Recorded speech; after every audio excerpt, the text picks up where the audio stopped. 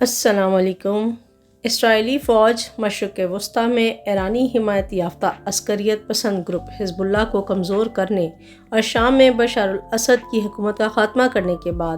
ایران کی جوہری تنصیبات پر حملہ کرنے کے لیے بھی تیار ہے۔ اسرائیلی فوج کی جانب سے گزشتہ روز جاری کیے گئے بیان میں کہا گیا ہے کہ مشرق وسطیٰ میں حزب اللہ کا کمزور ہو جانا اور شام میں بشار الاسد کی حکومت کا خاتمہ ایران کی جوہری تنصیبات پر حملہ کرنے کا ایک موقع ہے۔ بیان میں کہا گیا ہے کہ اسرائیلی فضائیہ ایران کی جوہری تنصیبات پر حملہ آور ہونے کے لیے اپنی بھرپور تیاریاں کر رہی ہے۔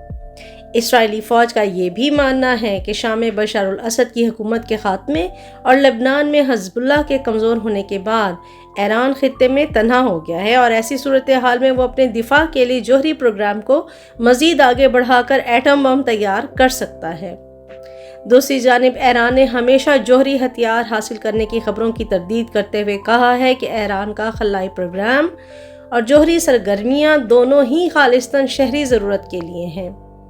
اس حوالے سے امریکی انٹیلیجنس ایجنسیوں اور IAEA کا کہنا ہے کہ ایران کا 2003 تک ایک منظم فوجی جوہری پروگرام تھا، لیکن اس کے بعد اس نے اپنے جوہری پروگرام میں شہری ضرورت سے ہٹ کر ترقی جاری رکھی ہے۔ اس کے علاوہ اسرائیل کا دعویٰ ہے کہ ایران نے کبھی بھی اپنے جوہری ہتھیاروں کے پروگرام کو صحیح معنوں میں بند نہیں کیا اور ایران کے بہت سے جوہری مقامات بھاری قلعہ بند پہاڑیوں کے نیچے دبے ہوئے ہیں۔